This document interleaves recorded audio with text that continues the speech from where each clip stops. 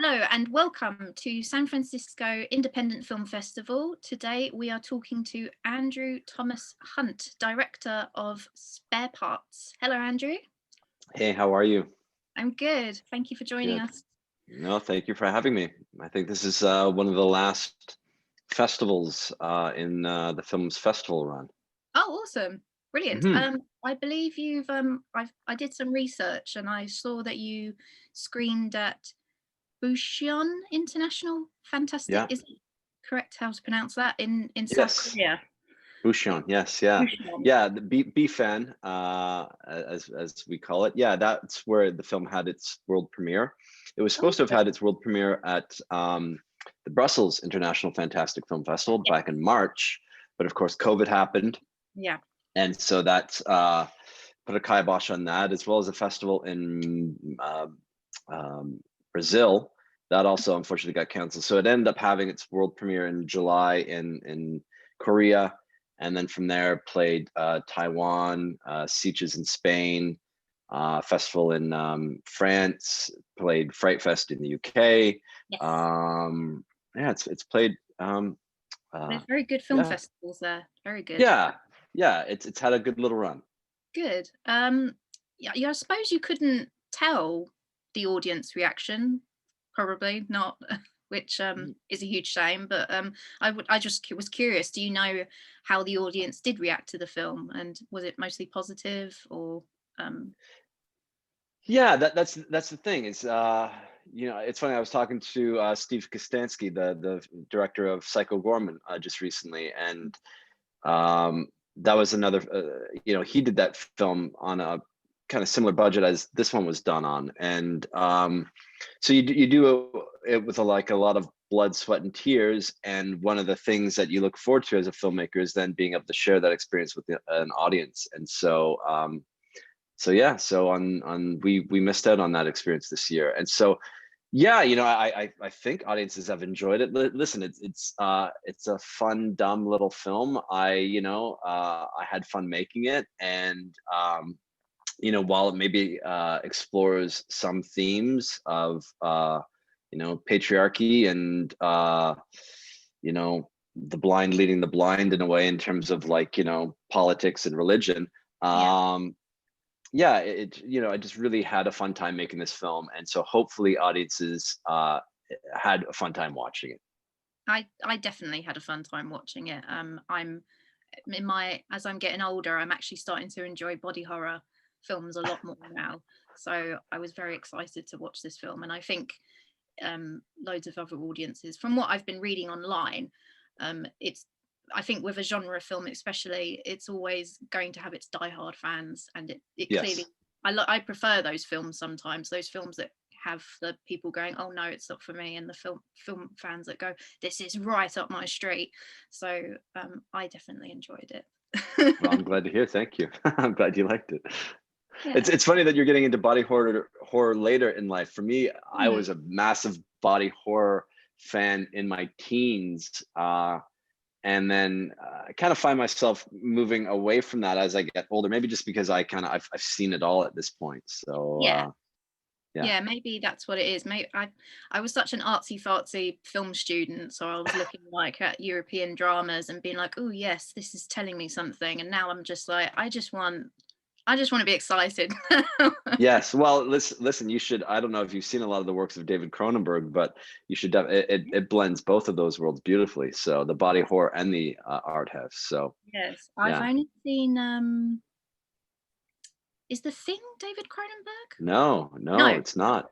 Okay. Uh, the Cronenbergs that you need to check out. My favorite of them all is Videodrome.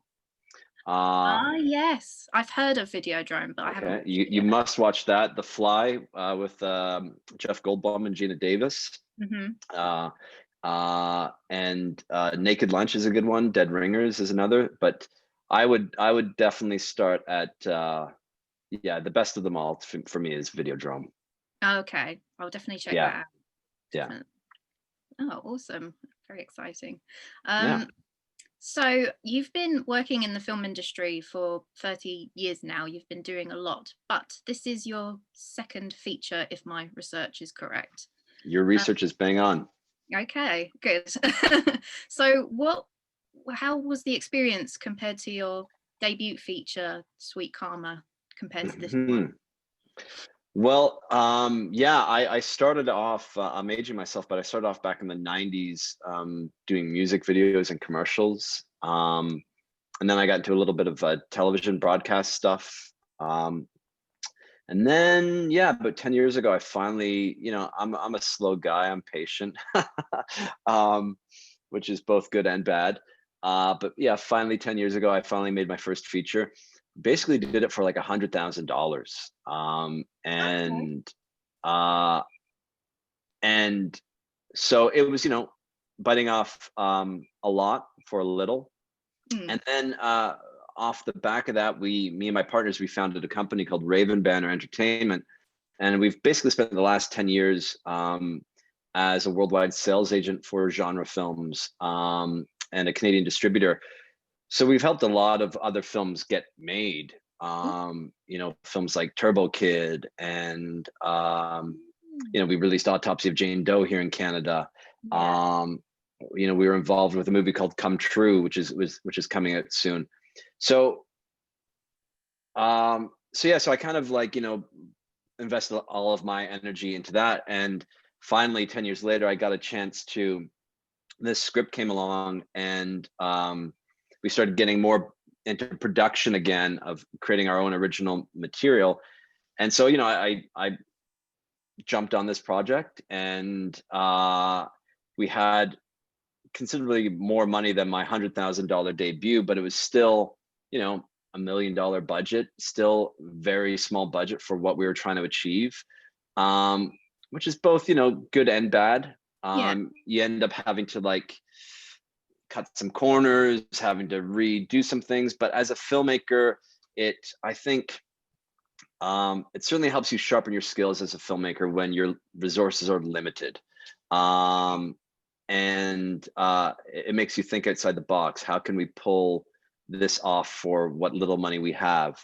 So I'm happy with the film, but more so I'm happy with what I learned as a filmmaker from the experience. And I've already actually done my next feature, my third feature, and so I was able to take a lot of that, that what I learned off of Spare Parts and grew from that and applied it to my third feature, which I'm in post on now. What's your third feature called? It's called The Fight Machine, and it's more of a drama.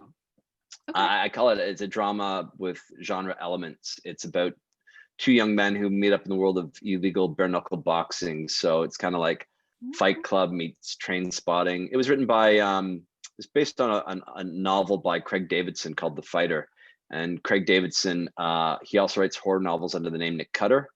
So if you've ever read the book The Troop or The Deep, those are his books. And he also wrote the book, a collection of short stories, which became the basis for Rust and Bone, which was Jacques Audiard's film adaptation from 5 years ago or so. Yeah. So very much a different kind of film than Spare Parts, and it was a film that I've been wanting to get made for a long time. And so I took everything that I learned on Spare Parts and applied it to The Fight Machine. Awesome. Okay, great. Did you say there's more drama in your third film, but I would say there's a decent amount of drama in this film, Spare Parts, as well. Do you, with genre films, is it easier to come up with, well, for you personally as a director, do you come up with particular scenes first, or are you like, no, I must have the drama first in the script and then I work around what I want in terms of genre, if that makes any sense? Yeah, well, with this script, I didn't write it, and nor did we have it developed. It came to us as a finished idea. But what I did do is I certainly injected my own kind of sensibilities into it, because they had this kind of like religious component to the film, Yes. with nods to ancient Rome and whatnot. But I'm an atheist myself. Mhm. and I kind of view religion as a tool for controlling people. And so I wanted to make sure that that element was brought in, Mhm. and not to be too political, but like when I saw in the last few years what was going on in the States with the cult of Trump, and just how like this kind of figurehead could have such control over the people when it seems, and I hope I'm not offending any Trump supporters out there, but it just seemed like so much of what he stood for was, in my eyes, absolutely ridiculous. Yet Mm. these people got behind it, hook, line, and sinker. Yeah. And so yeah, so I want to make sure that the film brought in some of those elements to it. So, but at the same time, while just being not hopping on a soapbox, while just being like a fun, entertaining film. Yes, absolutely. One of my favorite lines in the film is towards the end when they're all having dinner on that long dinner table when a fight scenes happen and the emperor leans into, I can't remember her character's name, I'm so sorry. Amy. Yes, that's it. And he says, do you know what? This is all a load of bollocks. It's all religious stuff. It's all like, yeah, I love that bit because it just goes to show how much people try to manipulate. And I can see where you're coming from in terms of what's been going on politically. Yeah. Yeah. And I think that was the scene that actually got Julian Richings to come on board the film as an Oh, really? actor.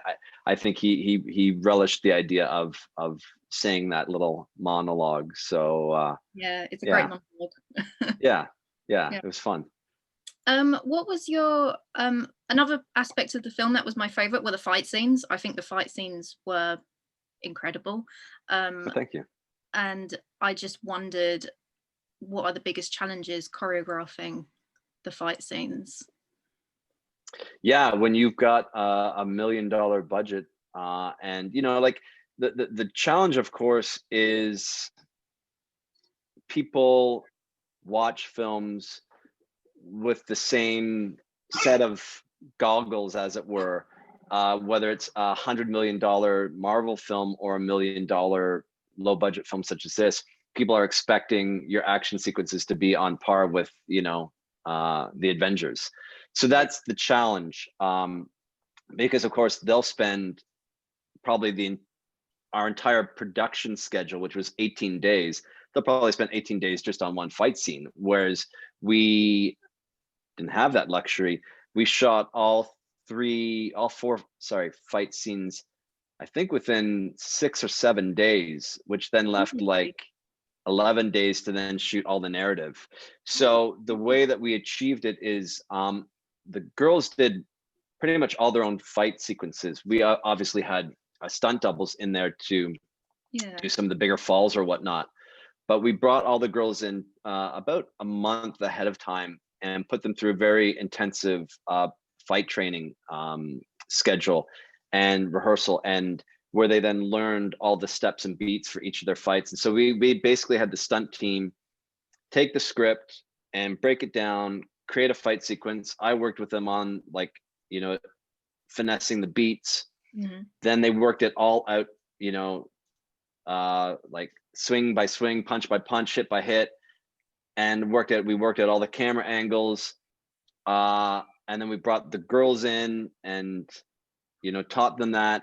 And so we literally just shot like the fight scenes that you see are the fight scenes as they exist. Like there's no other angles, there's no other beats, really. Like we had to keep it lean and mean, but that allowed us to like, okay, we get this shot of her swinging the axe, okay, move over here, get this shot of this person falling, and that's how we were able to achieve it in such a short period of time with very little money. Crazy. 6 to 7 days, all of those fight scenes. Oh my God. All those fight scenes.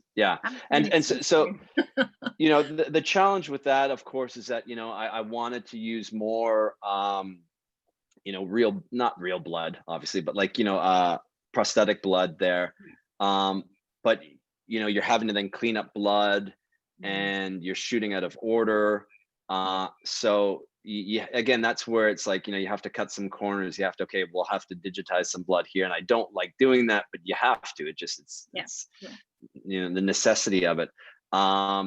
So, but yeah, that was one of the things I really relished in taking on this film, was to take on those fight sequences, because again, for my third film, Fight Machine, it's a film about fighters, and so fighting was a massive component to that. So again, what I learned on Spare Parts, I then applied to the Fight Machine, which had a similar kind of schedule. 18 days shooting 3 big bare knuckle fight scenes in a ring, and yeah, That is pulling it off for next to nothing. Yeah, that is crazy, but it sounds very rewarding to achieve that. What yeah, kind it is. of advice can you give any independent filmmakers out there that want to incorporate violence as realistically but as cheap as possible into their films? Oh man, yeah. Pre-planning is everything. Yeah. To know what you're going to do before you get in there. To have that plan.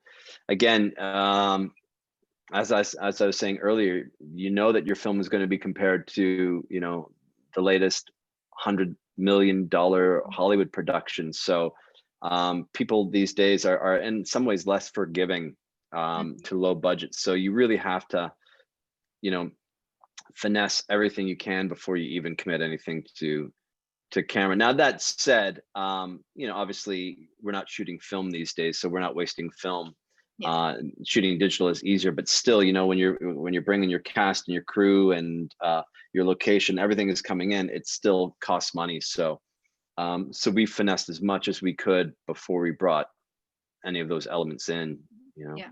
so that's what I'd say. Okay. Awesome.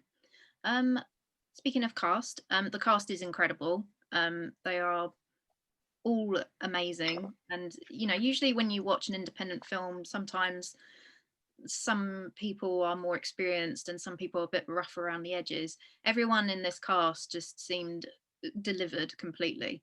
Ah. It was a joy watching them, and I was just curious what your process is with casting. Is there something particular that you're looking for? Uh well, yeah,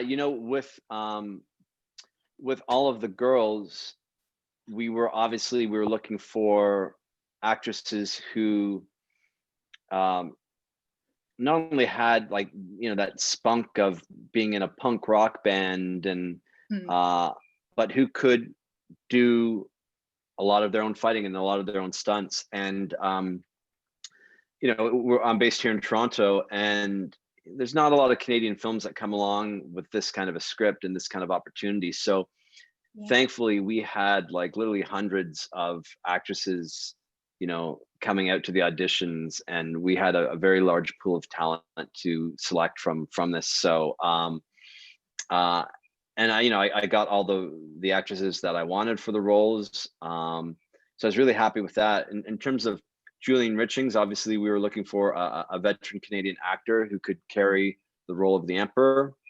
And so he was our first choice.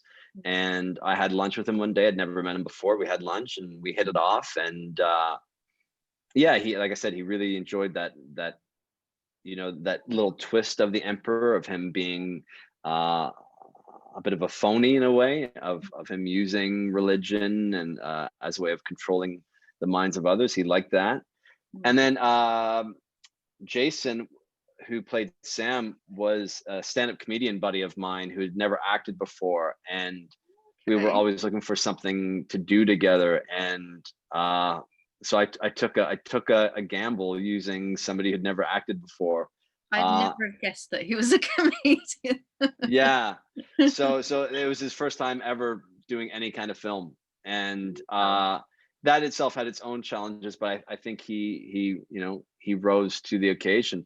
The only actor in there, or the role in there, that was a challenge was Driller. We had someone attached to play Driller, Mhm. and 2 weeks before production happened, he dropped out Oh no. because of scheduling conflicts. Then Yeah. we got a new actor involved who was going to be great. And Yeah. literally the day before we went to camera, he dropped out because he had injured his shoulder. And he Wow. said, "I'm going to be in traction or arm in a cast for the next 2 weeks." He said, "I can't do the role." So then literally had to quickly alter our production schedule, because we were supposed to shoot with Driller on the day one. We moved that over to day 2, and we quickly did a 24-hour scout and managed to find Ryan Allen to play Driller. Oh wow. And he literally then came up like the next day, learned his lines for that scene as he's driving up, and we threw him into makeup and wardrobe, and he just brought it. Camp. Yeah, so that was a fun challenge, but I think it Yeah. worked out in the end. Yeah. Awesome. Oh, that's incredible. Thank you, Yeah. Ryan, for being in the right place at the right time. Exactly.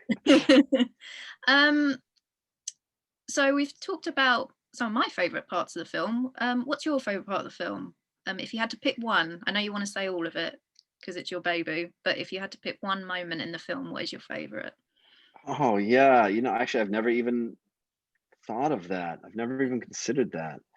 It's a bit of a cruel question, I know. Yeah. You know what? Again, I'm just proud of. It's a lame fucking answer, but I'm just proud of the film in and of itself. That again that we were able to achieve what we wanted to do. Like obviously, as a director, you have to make concessions. There's things that you really kind of dream up and you want to pull off, and it's like you just don't have the budget for it. So, but I think overall, like I'm very proud of it. I'm happy with the action sequences. There's some things of it that I've said to other people. It's like I watched my first film, and there's quite a few moments where I cringe, and then I watch Spare Parts, and there's a couple moments where I wish I could have done that differently. Never be And now I watch my third film, and I don't cringe at all. So okay. at least as a filmmaker, I feel like I'm progressing to the point where I'm making films that don't make me cringe, which is important. If that's all you want, then I hope you continue to have a career that you're not cringing over. But I think it's normal as a filmmaker to look back on stuff that you made years ago and go, oh, why did I do that? As any kind of artist, whether you're a painter or a songwriter, you probably look at your early work and you go, oh, what the fuck was I thinking? Or if only. But again, and so that's the thing. It's like, the funny thing with film though is that everyone is a film critic. We all watch and love films, and everyone thinks that they can do it. But when you get there and you've got 18 days to pull something off, and you're battling the elements and issues with like locations and whatnot, like that arena that we built was a real auto wrecking yard. We actually went to an auto wrecking yard in the middle of nowhere and picked up these cars and built this arena. And so we had to clear the area of debris. Then we had to bring in like a ton of sand to like lay down a safe area for them to do battle on. Yeah, it was insane what we pulled off. But yeah, it's so just getting through it. And we lost half a day to the rain because we were shooting in our auto wrecking yard, and a big thunderstorm came in, lightning and rain, and we had to take everything down real quickly because the wind was blowing our lights everywhere. And like these are things that you don't prepare for, or can't prepare for. You can't. Yeah. So okay. Awesome. Where are you screening next? Oh no, you said this was the last I think this is the last festival. Actually, there's one more coming up in Italy, and then I think it's done its run, which is, again, it's been a good 8-10 month run, I'm guessing. And the film is going to be released officially in the US and Canada on June 1st. I know it's again, unfortunately, it's already been torrented and it's out on the torrent sites, which really sucks. People out there listening, please don't support torrent sites. Please don't support piracy of films. Particularly, there's this weird mentality that, oh, if a film's made, you've already made your money back, and it's like, no, that's not the case, and particularly with indie films. Yeah, I can't stress that enough to anybody watching it there. Don't support the torrent sites, because we've gotten to a point in filmmaking where it's harder and harder to be an indie filmmaker because of the lack of revenue that indie films make, you know. Yes. So anyways, And we part of my job as a festival strategist is telling filmmakers you're probably not going to make any money on the film festival circuit, but we always yeah, tell filmmakers you should do it because you've worked so hard on this project. Find your audience, because your audience is out there and that's worth its weight in gold. But yes, I agree with you. Do not, everyone out there, don't support the torrents. Stop it. yes, You're not supporting cinema and you're not supporting independent filmmakers. So stop it. yeah. Where can we learn more about Spare Parts? Is there any social media tags, any websites? Yeah, we have a Facebook and an Instagram page. I must admit I'm horrible with them, and we do need to update them more often. But now that we do have a release date in the US and Canada, Yep. we will be kind of actively getting those out there. We recently made a trailer, and we got that out there. So yeah, that's and then I think we've sold it to, I think it's France and Italy and Japan, Awesome. Scandinavia. I think we're still working on a UK deal. Yeah, so we're still, working on getting it out there in the world. Okay, that's great. Congratulations on getting it Thank you. out there. Yeah. I was gonna ask something else, but it's completely disappeared. Oh, no, it's gone. I'm thinking about it too much and I've completely forgotten the question. I think I was going to ask something along the lines of, do you think it's easier to find your audience with genre films, or do you sometimes yearn to do something a bit more softer or more gentle, or are you actually really enjoying having these genre-based films? Yeah, listen, the genre community and fan base is like, they're just so dedicated. They're also very opinionated, but Yes. they're very supportive, and they're film lovers, and many they're film lovers. And so when you go to a film festival and have that experience with the genre community, it's amazing and it's always fun. Myself, as we were talking about earlier about the whole body horror thing, and you're just getting into it now, I do like, as a filmmaker, I do want to I want to straddle the line between art house and drama and genre. I'm hoping for my next project that I get to make something that's maybe a little bit kind of more darker, noir-esque, Nice. Like I'm a big fan of Lynch and Lost Highway and Wild at Heart and Blue Velvet. But I'm also a big fan of Edgar Wright. I've gotten a script. I'm working on a new script that is an alien invasion script, and it's comedy, it's action, it's horror, it's a little bit of everything. So yeah, but we'll see where Spare Parts and Fight Machine take me. So awesome. Okay, well, I think that's a nice cushy place to end things. So the 1st of June, did you say? June 1st, yes. June 1st, excellent. Yeah. So RLJ is releasing it in the US, and Raven Banner is releasing it here in Canada. Great. Well, thank you, Andrew, for joining us, and thank you to our audience for watching Spare Parts and joining San Francisco Independent Film Festival. Please keep tuning in to watch all the other great content in the program, and I wish you all the best of luck, Andrew. Thank you so much. Okay. Thank you. Have a lovely day. You too. Pleasure chatting. Pleasure chatting with you too. Take care. You too.